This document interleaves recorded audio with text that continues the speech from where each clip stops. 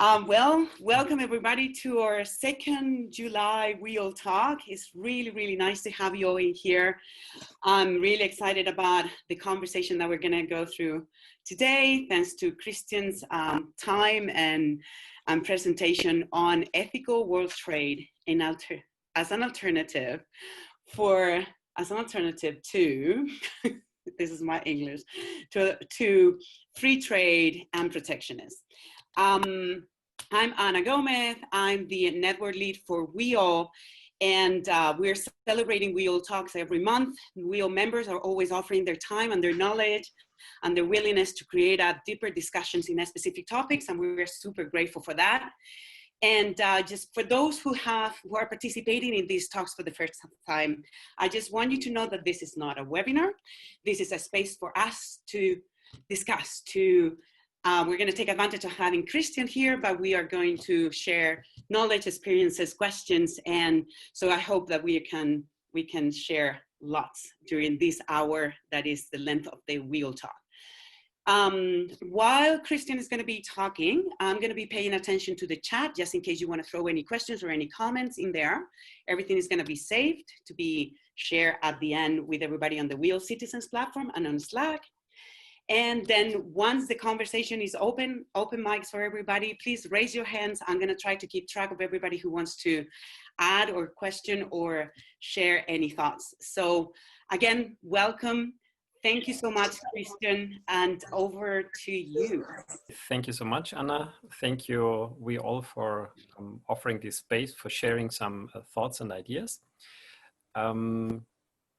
You said that in the beginning I should pose a question to everybody, or, well, then I start right away with that question before everything. Or, yeah, maybe just say two or three sentences why this topic is one of my most passionate topics, besides the economy for the common good. One reason is because I was already engaged for 20 years ago in the I wouldn't call it no global movement, but the movement critical with globalization. For instance, I attended the ministerial conference of the World Trade Organization in Cancun. I guess that was 2005 or something. And I met activists from all over the world within the OWINS network, the Our World Is Not For Sale network, out of which grew the Seattle to Brussels network, which I'm also part of. And this was one very strong experience that on the one hand, economists talk about free trade, and on the other hand, there are protesters from all over the world against this understanding of free trade, but it's not mentioned most of the time in the media. That was very impressive, and that's just one predecessor of my dedication with this topic, and the other, sometimes people say economy for the common good is a nice idea, but what will we do on the international level? And ethical world trade could be a part of the answer, that an economy for the common good thought on the international level needs a different trade order, doesn't need either free trade or protectionism, needs something else, and this could be a part of the answer. And my question to you is, who should and could shape and configure and decide on this different trade order? And imagine you could organize a process in your village where you live, in your hometown, on the cornerstones of a new international trade order that you desire according to your values, your preferences, and your needs.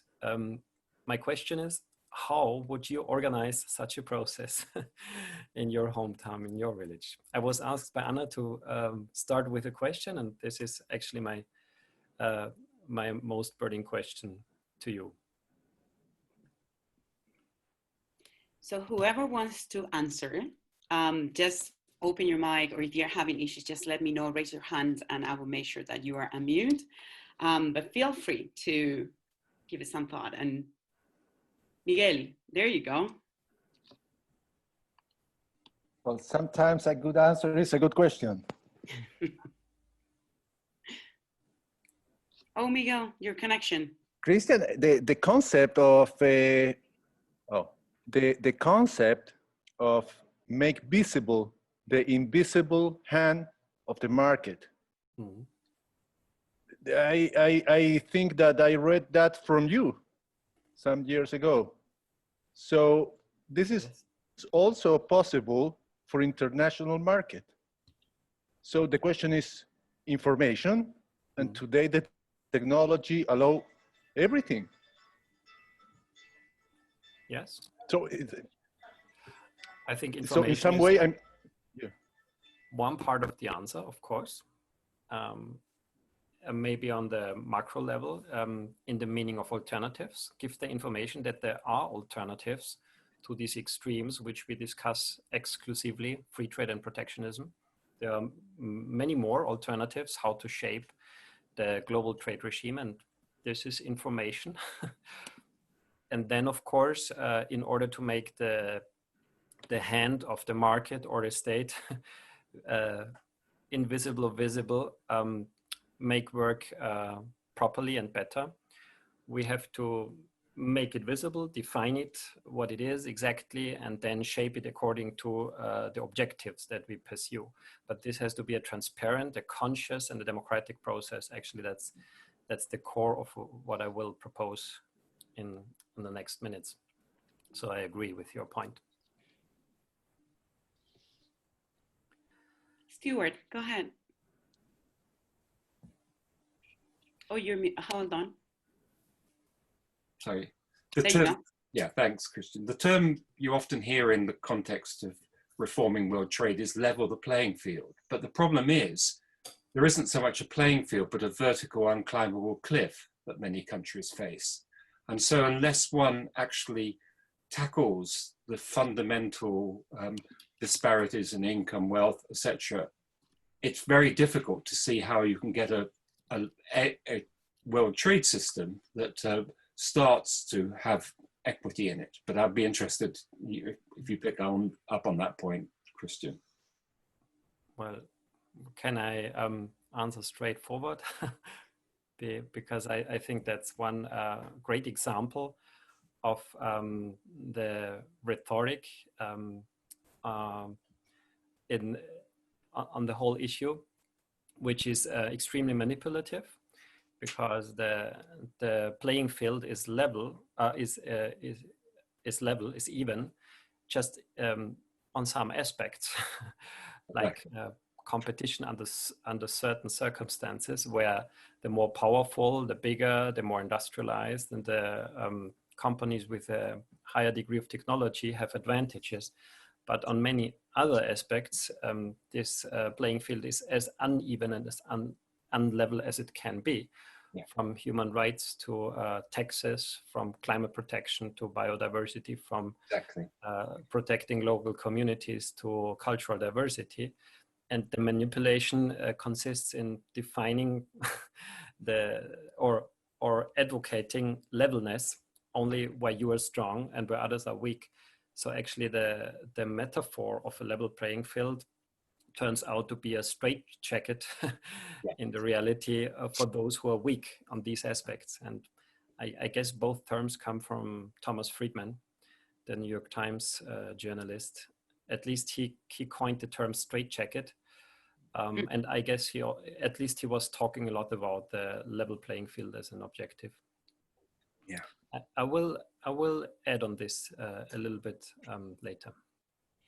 So there are comments from Vicky, Mark, and Yannick on the chat, Christian, and I don't know if you would like to respond to them right now, or maybe you want to go into your presentation and then we can go through that after, whatever you prefer. From Mark, you said? From Vicky. Vicky on first, the chat, yeah. Vicky, Mark, and Yannick. Yes, well, I agree with Vicky's proposal, but ask back how to operationalize it. What this means, stop this conversation now and first invite representatives from indigenous communities. Maybe if we agree on continuing this conversation, then the next talk on this topic could be inspired by a representative from the indigenous communities. At least I will consider that topic in my presentation because it's also included. Mark?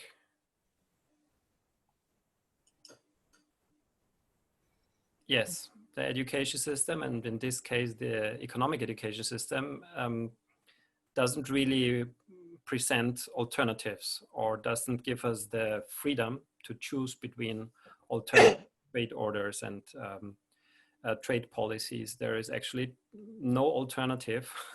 That's also, it's not only the wording of Margaret Thatcher, it's not only the wording of Thomas Friedman. He says the straitjacket, which I will refer to a little later, which is free trade, and there is no alternative. So they use a language which is not only undemocratic, because in democracies there are always alternatives, but also unscientific, because the role of science should be to introduce to the many alternatives that they are. This is this is even positive science, which I don't like too much, but to just tell about the diverse theories that there are. But economic science has chosen not to talk about alternatives in trade theory. There is just one theory, which is free trade, which is already a misnomer in my understanding. I will elaborate on that. But everything else, what is different from this free trade concept is just simply dismissed as protectionism, and this is not science. This is something between a rhetorical manipulation, as we already stated before, and the propagation of. That's what's happening, especially in current economic science, and more especially even in trade theory. I will actually start my presentation exactly with that. But you said that also, oh, more and more. I assume I will not do my presentation today. Well, if you don't mind, for those who he hasn't responded personally, I think I'm going to keep those. I'm going to keep track of the other. And I think it was time, Christian, for you to develop and, talk on, and I'll make sure that people get respond. Yeah, at least Bob's question will be answered in the slides at least. Good. Okay, so thank you for giving me now 15 minutes. We agreed on for introducing the alternative to free trade and protectionism, ethical world trade, and I continue where we just interrupted. That economic science seems to believe in a consensus that free trade is both the best solution for the international trade regime as well as the only theory. I remember even another quote from Paul Samuelson that he said, we don't need a new trade theory, and if we needed one, I would have invented it. That's what he said. I think even in the same interview in 2004, so it's not too long ago. But also other economists agree. There's almost a faith in free trade, which is not questioned in standard economic education. And this makes it easy for politicians to propagate free trade and to anchor free trade laws in international agreements and also in European law and national law. Of course, Germany profits from free trade as the export world champion. But is it that simple that everybody who has a different idea or does something different is automatically and immediately a protectionist? And I'm not only referring to Donald Trump, but this is one picture of Cancun in Mexico. These are protesters from all over the world. Those with the straw hats are rice farmers from South Korea. They protested together with corn farmers from Mexico. And the question is if there are really protectionists. And here I want to start with manipulation in the language. I think that both terms are misleading. They are both misnomers. Free trade disguises something else, which later I will call enforced trade rather than free trade. And protectionism is not at all the most appropriate word for those who just criticize free trade and ask for alternatives.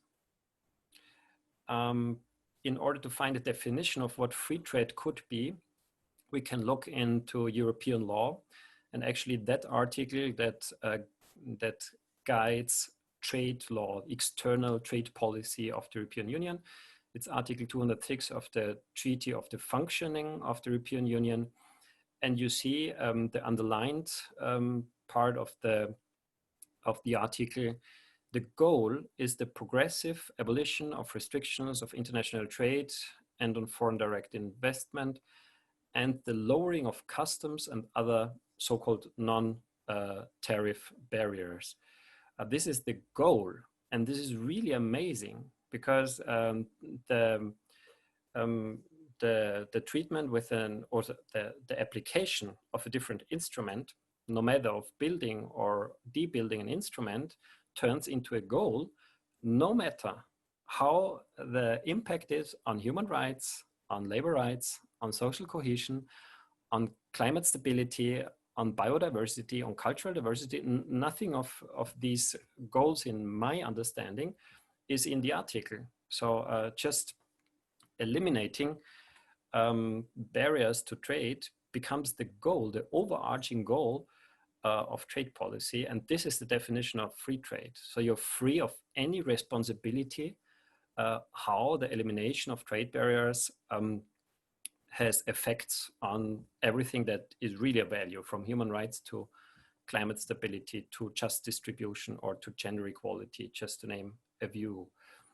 So opening borders ever wider is a goal in and of itself, or trade. I prefer to call it enforced trade because you're not allowed not to do so. That's the legal consequence. If you're not opening border, maybe more than is good for you, or more than the majority of the population in a certain country is willing to, you can be punished by international law and by international tribunals. I think enforced trade is the better term.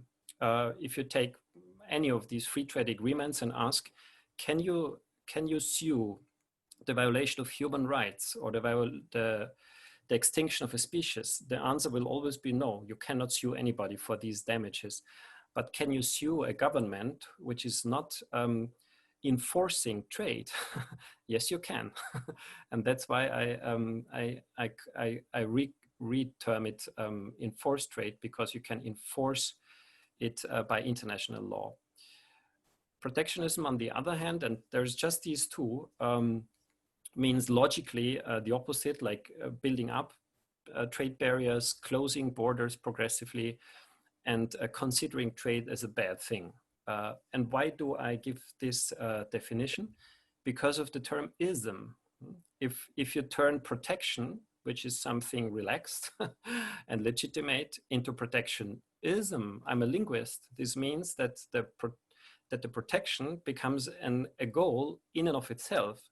So the goal is not any longer to protect human rights. No, it's to protect by the sake of protection. And this means that more protection is always better than less protection. And this means that the logical meaning of protectionism is that the ultimate goal is to close borders completely. And that's equally nonsensical as calling free trade the allowance to violate human rights and to heat up the global climate, because trade is more important than these global common goods. Is there an alternative in between these two extremes and these two nonsensical goals? Yes, there is. Stop considering first and foremost the means. Trade is just a means, and we should not consider and talk first about the means and its promotion without any limit, or its abolition without any criteria. but let's first look at the goals. And the goals are existing international law, from human rights to cultural diversity. And then we should use and adjust the means according to the goals. And this can mean that sometimes trade is warmly welcome if it helps us to achieve our goals. But in other cases, when it puts at risk the achievement of our goals, we can restrict it without any problem and without being called protectionists. Because we are not protectionists if we protect human rights, and we are not protectionists if we protect the global climate, and we are not protectionists if we protect indigenous communities who should have a saying on every trade agreement.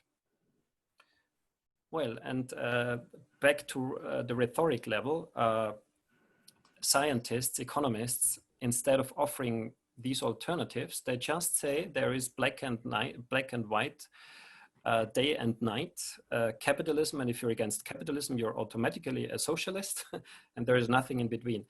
I just show this slide as a comparison because in order to legitimize an extreme position,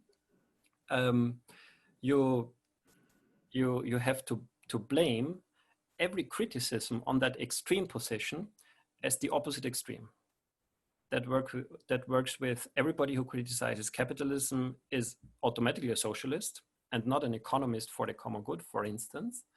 Everybody who criticizes excessive inequality is automatically for the elimination of inequality, which is not the case. And everybody who criticizes today's understanding of free trade is automatically called a protectionist, which is not the case either. Just this to show you a pattern of rhetoric manipulation, which works brilliantly, because in Austria and Germany, there's no politician who dares to say I'm against free trade, because I consider trade just as a means, but not as an end in and of itself. You won't find a single politician in parliament, in government, who challenges the goal of free trade. They say, well, free trade is not a bad thing, but they already approved the framing of the existing order. They already approved free trade.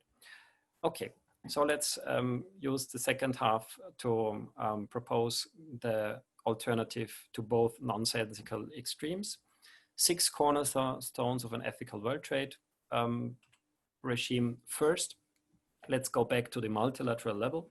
Let's not do bilateral agreements. Let's go back, but not outside the United Nations, but inside. For those of you who don't know, the World Trade Organization is not part of the United Nations organization. In order to not having the need to adjust trade law with human rights, with labor rights, with climate protection, with the protection of cultural diversity and other existing international agreements. The alternative would be to bring the game rules for international trade within the United Nations and of course linking them to the existing law. But then automatically, instead of being a goal in and of itself, trade would be degraded into a means to help achieve and fulfill human rights, climate justice, and so on.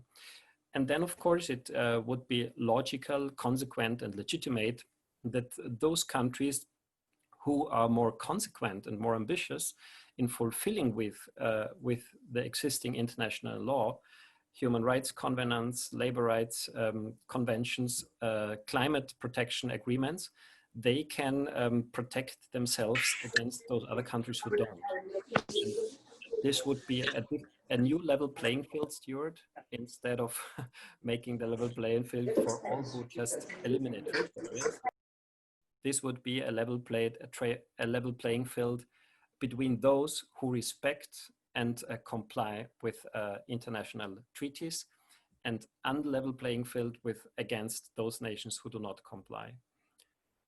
Yeah, I let it there because time is short and we have then more time for discussion. Second cornerstone is the precondition for everything. And the precondition for everything is that all countries commit to balanced trade balances in order to avoid imbalances, which in the best case lead to trade wars, which we have currently between the United States and the European Union, China, and other countries.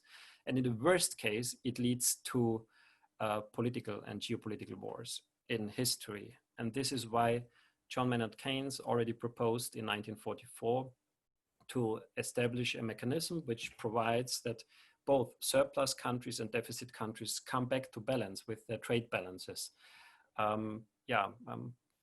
Joseph Stiglitz said, now the moment has come to implement John Maynard Keynes' proposal. And I want to add on that, if we really took seriously David Ricardo, then he would make a perfect match with John Maynard Keynes, because if you really read, instead of just referring to Ricardo, which the World Trade Organization does, but without having understood anything of what he wrote, then we read in the quotation from David Ricardo that he writes about the universal good of the whole. Hey, the universal good of the whole. This means that every participant, every participating country from trade should profit equally. And what is the logical, even the mathematical translation of profiting equally from international trade? Well, having a balanced trade balance, selling the same as you buy from others. And the implementation of that idea was Keynes' proposal. So in my understanding, they make a perfect match. But the World Trade Organization is highlighting Ricardo, misinterpreting him, and is making John Maynard Keynes invisible. No, not a single word on his proposal, which would be the fundament of a more just international trade regime. Third one, no equal treatment of poorer and richer countries. If we look at history, all today rich countries were protectionists, under quotation marks. In their history, there are great books on that. Guess it or not, United States were the most protectionist country until World War II. That's why the economic historian Paul Weyrauch named the United States the mother nation of protectionism. But in his book, and also Ha-Yeon Chang reminded us that they did not invent protectionism. They learned it from their mother colonial country, Great Britain.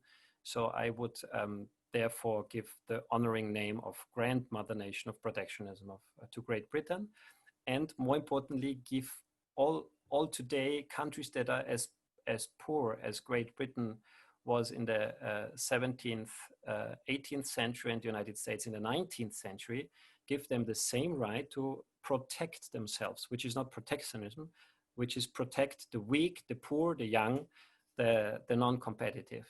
And this leads me to my fourth cornerstone.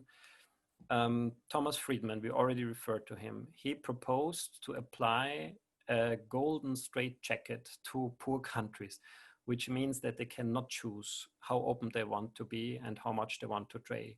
They had to accept by force open borders, although this made many of them poorer and not richer, which was the promise of Thomas Friedman. But only the violence in his language is so amazing, because how can an international journalist propose to put a straitjacket, which is physical violence, on countries? And as an answer to that violent metaphor, which is widely known in the international political discourse, I propose, no, please, let's give everybody a dancer's dress instead. And the dancer's dress allows every country to make its industrial policy, its environmental policy, its regional policy, its labor market policy, its energy policy. If a country says the indigenous communities have the best idea how to run the economy, then they should have the right to practice these concepts, and they should. Free trade, for me, would actually be the freedom to choose how open or protected a country wants to be. That would be a free trade regime. if you don't have that freedom, I deny to accept it, the term of free trade, and propose instead the term of enforced trade. Priority for local markets. It's not a new idea. World Localization Organization, Helena Norberg-Hodge, but also recently, as a learning from the COVID-19 crisis and also the climate crisis, there are more and more people who propose and advocate localization. And one of the believers, John Maynard Keynes, writes about himself that he was educated to believe in free trade. And if you questioned free trade, it was regarded as something almost immoral. That's what he wrote about his own education. But then he started to thinking critically, and he made up his mind, and he changed his opinion, and he stepped out of the church of free trade believers, and he said, let's keep products homespun wherever possible. Maybe we don't agree literally today, but it's interesting to just remember it. And the last cornerstone is, well, to limit and diminish the power of international corporations. And here we see that the playing field is extremely unlevel because unregulated where needed. The least elements of global governance to accompany a global trade order would be a global fusion control, an international tax authority, which stops tax avoidance, a financial supervision authority, which splits up banks that are too big to fail, a global court for human rights, where people whose human rights are violated by transnational corporations can go directly. This doesn't exist. We are working on an international trade court, but we're not working, or our governments are not working on an international human rights court. Well, a third covenant on ecological human rights. I don't go deeper because it takes time. Maybe we have in the discussion. And an entrance ticket to global markets could be a kind of, in the first corporations, it was a charter. Today we could say only B corporations are allowed to enter the global playing field, or companies with a common good balance sheet. Here's a good opportunity for B Corps and common good companies to collaborate. And only if you have either of these entrance sheets, you are allowed to play. And in the case of the common good balance sheet, which is very similar to the B certification, you can reach a higher or lower score. And the idea is only if you have a green score, you can trade freely. And if you have a yellow, orange, or red score, your access to the global market is more expensive. And if you have a red one, you cannot access global markets at all. So as long as corporations decide to tolerate the violation of human rights, to use tax havens, not disclose their lobby activities and some others, they are not allowed to access global markets. There should be rules and conditions for everything, also world markets. And here is a proposal which leads to my last part. I ask for 2 more minutes and then I'm done. This is a rephrasing of Article 206, which I'm firmly convinced that if people had a choice between this rephrasing, European Union should contribute to the progressive implementation of all human rights, labor rights, environmental and climate protection, more equitable distribution and strong social cohesion, high cultural diversity, in sum to the global common good. And now my favorite final sentence is, trade is a means to help achieve these goals. That would be a text worthy of being included in a constitutional treaty, such as that one of the European Union. And now my point, if people had the choice between this wording and existing wording, I'm firmly convinced that this one would enjoy a clear majority. So my last point is, it's not about missing alternatives, it's about missing democracy. And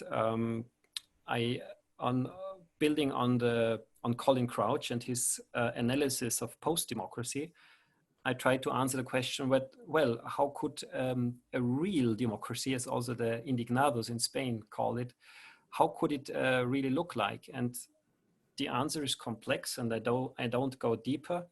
I just name some sovereign rights that we, the citizens, should get.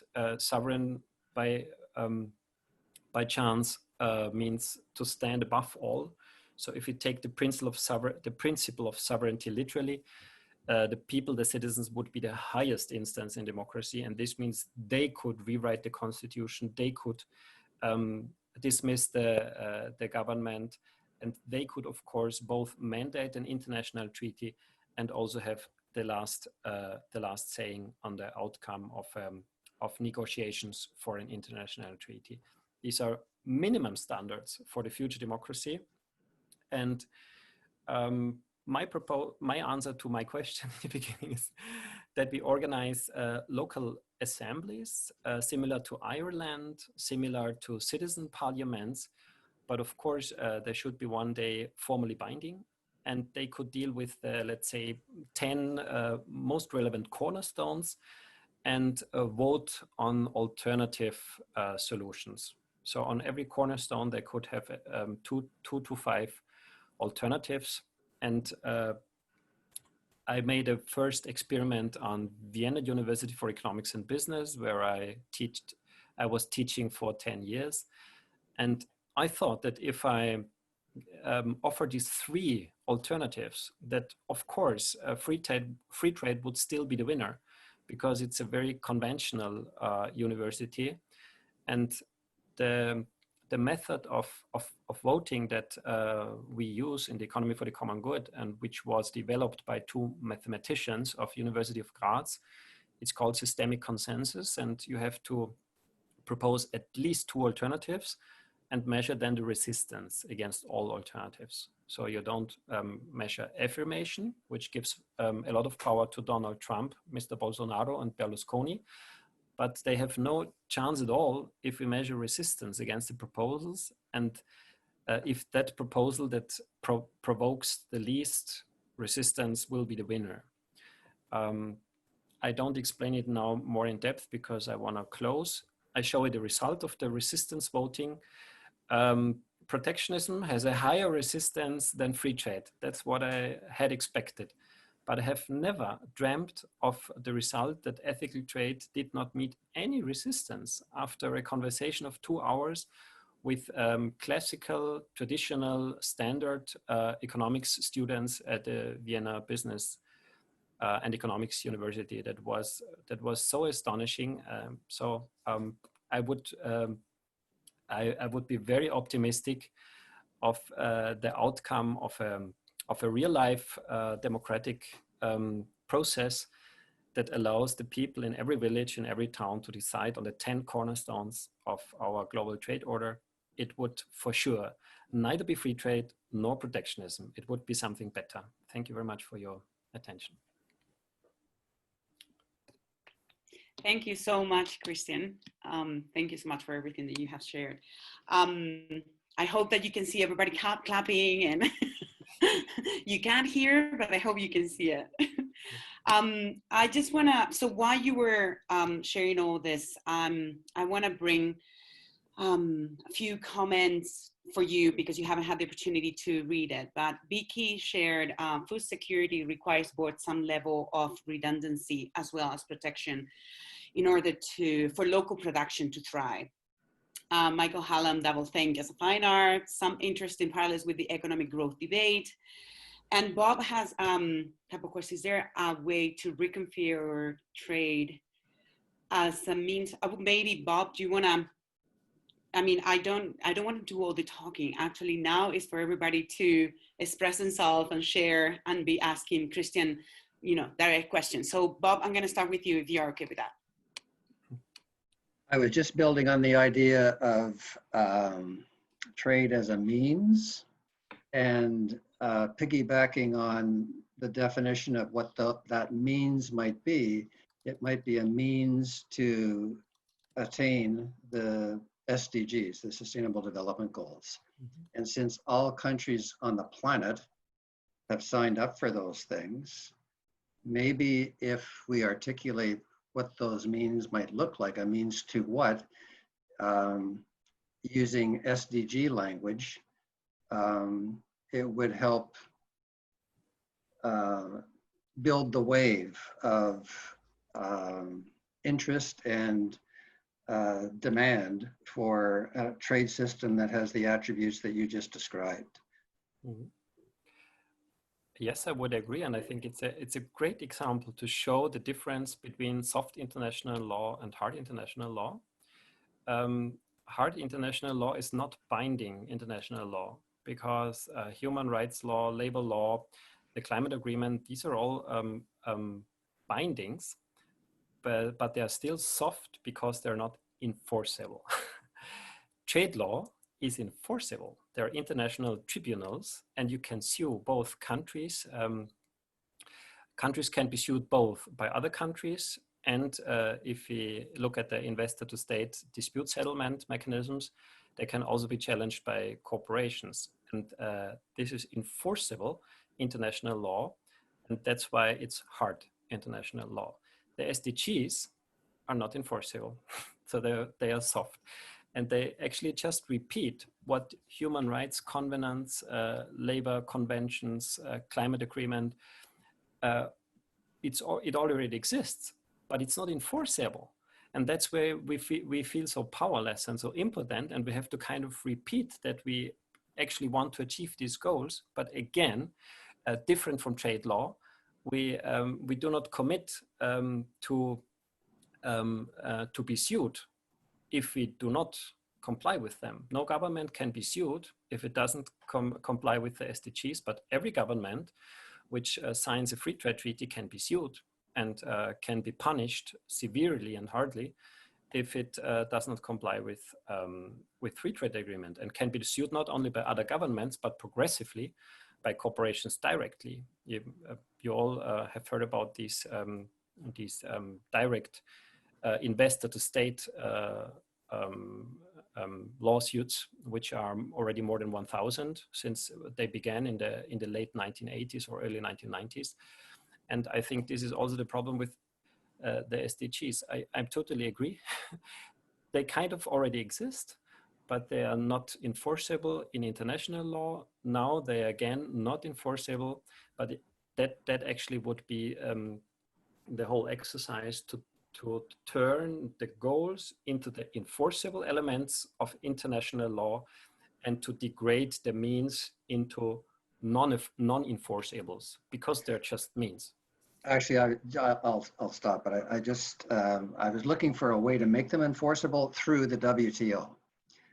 So if there is a mechanism that has some teeth in it, which are the World Trade Tribunals and so on, let's make it a precondition that the people who are doing this trade honor the fact that whatever they're doing should not interfere with the attainment of the SDGs. It was a long shot. I'm just looking, I agree that there's no teeth in the SDGs, but if the mechanisms that do have teeth can be used as a way to firm up those commitments, it would be kind of nice. That's all. Theoretically, yes, the anti-dumping rules within the World Trade Organization could theoretically be extended to all these so-called non-trade concerns, from human rights to climate protection to just distribution. So theoretically, there is an entrance door in international trade law. I just would end with the question, is the World Trade Organization the best place to reform international trade rules, or should we rebuild them from scratch within the United Nations? That's my final question on that. Thank you. So there are different comments. I hope everybody's paying attention to the chat. I'm trying to keep track of all the different questions. So I think questions, I'm keeping Claudia's one for the end, so everybody will remember about your book. But Yannick, will you please, I know that you have written on the chat, but I'd rather you speaking to everybody. And if I'm missing, please let me know on the chat if I'm missing anybody. I'm just gonna try to keep track. Where are you, Danny? There you go. So good at putting me on the spot, and I was just writing it so I can like not concentrate and focus. Hi, Christian. Thank you so much for this. I'll put my hat on here. I'm a member of the Canadian Environmental Domestic Advisory Group, the CDAG, under the Canada-EU Trade Agreement mechanism. And it's been great because, of course, we're also, as an environmental advisory group appointed by the minister, we're there to give advice on things that could improve, things that need to be called out on sustainability. So I'm just wondering, there's a reality check that things like this are in motion, they're in process, a lot of political will and capital has been expended. So you have an agreement. So without thinking about stopping it, rebooting it, all that, what could be some of those nudges inside an existing agreement that could help nudge those agreements more towards ethical trade going forward? Well, I understand. I think my image is frozen, but you can still understand me, can't you? Yes. I think it's a very similar question to the previous one. Can we improve the existing trade law in order to give a higher priority to the issues that really matter, the so-called non-trade concerns? Well, you could start to include environmental clauses and social clauses. You could improve in the multilateral trade law the special and differential treatment of poorer countries, which always has been there, but always has been poor and weak and was never sufficient and did never get priority and did never have the same binding force as the main principles of the WTO law had. You could theoretically even expand the tribunal's mandate, that not only, for instance, now there is a new tribunal even on the top of the agenda of the European Union, the Multilateral Investment Court, MIC, and that is meant to multilateralize those existing courts that can be called in conflict cases in bilateral agreements, like, for instance, the ICSID at the World Bank, or the UNCITRAL or others. And of course, you could expand the mandate of the Multilateral Investment Court that not only investors, means transnational corporations, can sue nation states if they hinder them in their economic freedom and the unfolding of the economic freedom, but also in the other direction, that persons, human beings, whose rights are violated, no matter if labor rights, consumers' rights, health, ecosystems are violated or damaged by these corporations, that these natural persons, that these humans can sue the corporations. That would be something that is, to my understanding, absolutely logical and symmetric, but was never considered by the government so far. So good luck in convincing governments to improve trade law. As I have the consequence of having watching the genesis, the evolution of trade law over more than 20 years, my final conclusion is that governments will not fix it over the next 20 years, although there might be goodwill on some side and some persons and some exceptions of the wrong rule. I would really rebuild both financial markets and the trade order from scratch with the priorities and participation of the citizens, because they actually, if I can share a last something which gives me, no, I don't find it now. Well, I don't find it. I don't share it, but I did a first exercise with random citizens. I gave them the power to reshape the international trade order, and they virtually implemented the 6 cornerstones from on their own initiative, because it's by far closer to common sense these 6 cornerstones than to what economists, and that's the problem, because economists are still influencing policymakers in a totally different direction and on the base of totally different values than common sense is based upon. And that's why my conclusion after 20 years is that we should tackle it from the approach of a new democratic system, rather than trying to convince our governments that they should do a better trade policy. Thank you, Christian. So yeah, we have a long list of questions. Chris Everett, I just want to make sure that you got some answers to your question, the one that you throw on the chat, and I can continue with the next one, or do you rather? Chris, you have to unmute yourself. I'm sorry, I can't. Okay, yeah, please continue to the next one. I think I have part of the answer from what's been. That's what I thought. Okay, thank you, Chris. Pedro, it's going to be your turn. Thank you very much. Christian, brilliant. I'm very, very inspired by what you shared. I was just wondering, you know, I'm from Sitamabe, so we're movement builders. And the logic behind this is that we promote the creation of sectors, business sectors, investor sectors, and so on, to actually do the job as well, as if they were basically, you know, plain citizens.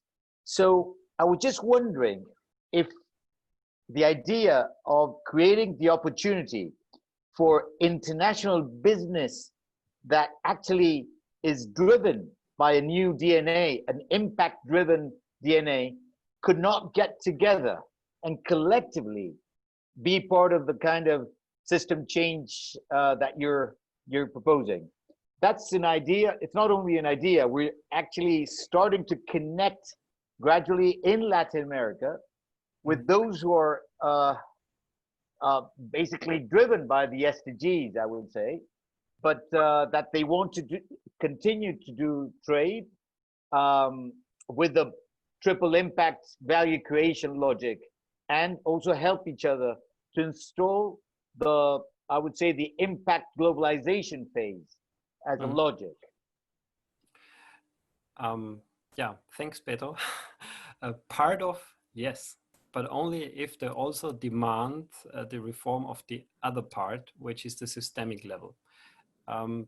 Slower. Of course, B corporations and common goods, balance sheet, audited companies, and social businesses, if you take Muhammad Yunus, or if you take fair trade, the fair trade sector, they are a necessary part of the systemic change. But if they do not demand, in the best case together, that the systemic level, which is the legal level, has to turn these alternatives from fair trade to B corporations into the default mode, and everybody else who is not social, who is not responsible, who is not sustainable, has a harder life, then I'm almost convinced that we will not do it. Because one thing is individual voluntarism and being modelic, and it's absolutely necessary and indispensable, but it's never sufficient if the game rules don't support and give and discriminate positively those who stick to the democratic values, to the common goods, to the well, to that what really matters. And at the moment, the game rules are undermining social businesses and B Corps and common good companies, because you know my most favorite graphic is this one. The more responsibility you take, the higher the costs you are, because you do not externalize these costs, you keep them internalized. And the higher is your competitive disadvantage in relation to the cost externalizers. They have lower costs, lower prices, and a competitive advantage. And this is the perverted incentive structure of capitalistic markets. And this is the level playing field. The level playing field is that both enjoy the same rules, but as they take more responsibility, the price level is not level. the price level is not even, but it's very steep, and it gives a competitive advantage to those who violate fundamental values. And that's why I think we should make on the collective level, on the level of game rules, which is the legal framework, we should demand free trade only for those who do good, do more for the greater good, to the universal good, quoting Ricardo, this is already strategic, and make market access harder, more expensive, or even impossible for those who behave differently. And that's why the B certification and the Common Good Balance Sheet are so, or the definition of a social business, are so important, but they have to become legal. And only if they're legal, policymakers can build trade policy on them.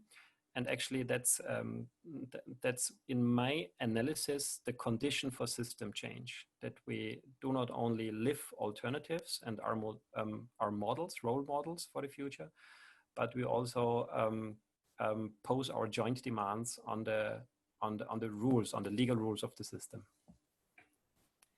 Okay, so thank you, Christian. So I just want to raise one thing. It's only 2 minutes to 6 o'clock. I'm going to give some extra 5 minutes to this talk. I know that, I like taking time seriously for everybody, but if you are interested in what we're talking, there are two different comments and questions, but I like to give space to Stephen Cleese, who was the next one. How do you have ethical trade within the confines of the inherent inequalities of capitalism? And there's Stuart, you have a very good question as well. And I have Laura, who is asking for practical opportunities to advocate for these changes. So there are many different things I'm aware of. This is going to take us so long. So Christian, I'm really sorry for saying this, but I need you to choose one. Make sure that we're going to try to keep in time. And I just want to let everybody know that the recording is going to be shared on Slack on the WEAll Citizens platform, that we can continue the conversation, or you can share with me questions that maybe I can share with Christian. It's just, I want to be fair with time, the time use that we're giving. So Christian, what would you like from this questions that I asked about how do we have ethical trade within the confines of the inherent inequalities of capitalism? Stuart is asking, should new global governance arrangements also include global competition controls? Maybe that Laura one. is asking about opportunities to advocate for these changes and how. It's really a difficult choice. I know. I take Stuart's question because it's kind of, it has several strings. And should it include competition law? There are several answers. One answer I already gave in my presentation. I consider the fusion control as a part of competition law. Actually, I would add even a maximum size for corporations. I proposed a maximum balance sheet for banks of between 10 and 50 billion dollars or euros before the definition of a systemically important financial institution was made by the G20, and I would pose a maximum limit for corporations at between 10 and maybe 10 and let's say 30 billion dollars or euros as a turnover. This would be already a second competition law rule. A third one would be that market share should be by far lower the maximum, that at least in every branch at least 10 players have to be. And then we have to reconsider competition in two meanings. First, I would give a competitive advantage those who take care for the common good, and a competitive disadvantage those who don't, which could be even included into competition law. And then this would now be already the the proposal for a further conversation. The literal meaning of competition in Latin, it comes from cum and petere, and means to search together.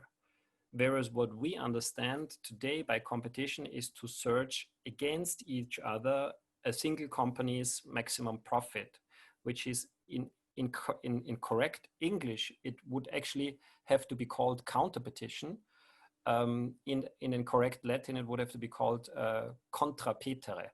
So the last part of the answer is to convert the perverted counterpetition into a true competition, and this would mean to reward those companies who collaborate not only sporadically but systematically with other companies. And this means that they share not only their excessive liquidity, but they also share the means of production. They use open source and they collaborate on a systemic basis. And of course, then you would have to reward those who do it to a higher degree against those who do it on a lower degree in order to compensate the counterpetitive disadvantage that they would suffer today, and turn it in the already before mentioned fashion into a competitive advantage. Sorry for that many words. You see, I'm not an economist. I'm a linguist, and I apologize for that, or I don't know. No, don't do it. Don't do it. Okay, so what can I say? I mean, Christian, thank you so much for this fantastic talk. Thank you, everybody, for your fantastic questions and comments. I'm sharing everything. I'm going to be sharing everything with everybody. I will be talking to Christian just in case we have a part 2 of this talk. We'll see what happens. But I think it's a very interesting topic, and everybody, I can see your willingness in participating and creating a deeper conversation on this. So again, thank you so much. If you're not part of the WEAll Citizens platform, please join there, because you're going to find a lot of fantastic information, and you're going to continue this conversation on ethical trade. Anna, what about Claudia's question about the book, just very quickly? Oh my God, yes, the book. Claudia, you have a question about the book. So she was asking if it's going to be published in English and when, right? Am I remember that right? There you go. Yes, but thank you, Stuart. It is published in English, so okay. I hear it. You see it on the left side. It's called Trading for Good, and it's published, I think, in November or something. So it's in English, Spanish, and German for those who are interested. Yeah. Okay. Thank you for this. Wonderful to know. Yes. Is that published this November or last November? Michael, say that again. Is that published this November to come or last November? Last November of 2019. Yes. It already exists. Yeah. Okay. Thanks for that. Well, thank you, Christian. Thank you, everybody. I hope you all enjoy a wonderful day, evening, night, whatever you are in the world. Thank you so much for joining us. And I hope I'll see you in August 13. We're going to have a beautiful 3 women who are going to be talking about community wealth building and a project that is in Scotland. So I hope to see you all in August, and enjoy your day. Thank you.